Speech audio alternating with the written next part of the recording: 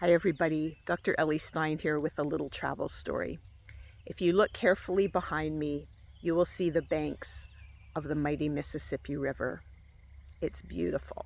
And all day yesterday, I sat here and watched barges being towed up and down the river. How did I get here? I have to tell you, the Mississippi was not on my original travel route, as rough as it was.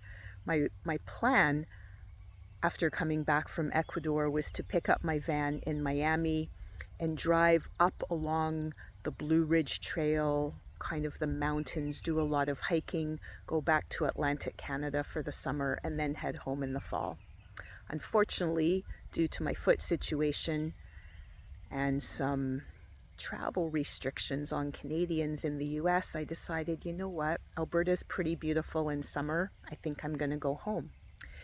And going home meant going a different route, a little bit to the west of what I had planned. Now, a couple of years ago, just to set the stage, I had met this young American couple while traveling who told me that there's a route that you can take kind of all the way up and down the Mississippi River. And I thought to myself at the time, wow, that sounds really interesting. But of course, I never thought it would be relevant to this trip. Then a few months ago, in my book club, of which I've probably been demoted to an affiliate member because I've been away for so long, they were reading the book James by Percival Everett.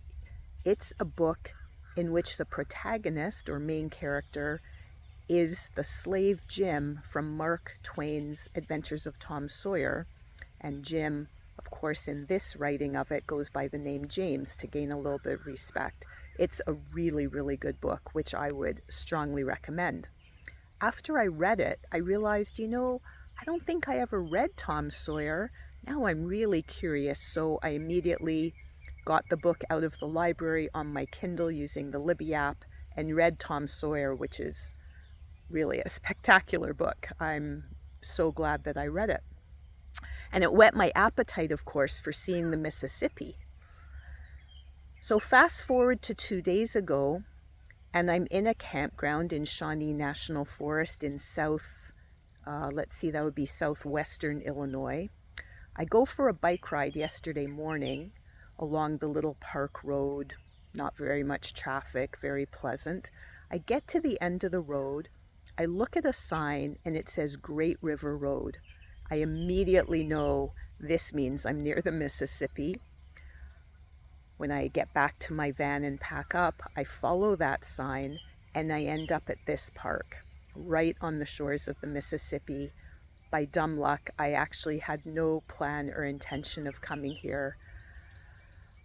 But it's very, soul nurturing, I guess you would say, to be here. I'm one of only 2 parties staying at this pretty sizable campground. The season hasn't really started here. And all day yesterday, I sat around watching the barges being towed up and down the river.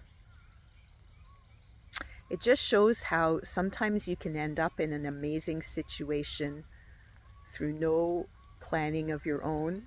But right now it just started raining, so I'm going to bring this video to a close and just say Mississippi, great. James by Percival Everett, strongly recommend it. Let me know your accidental travel stories.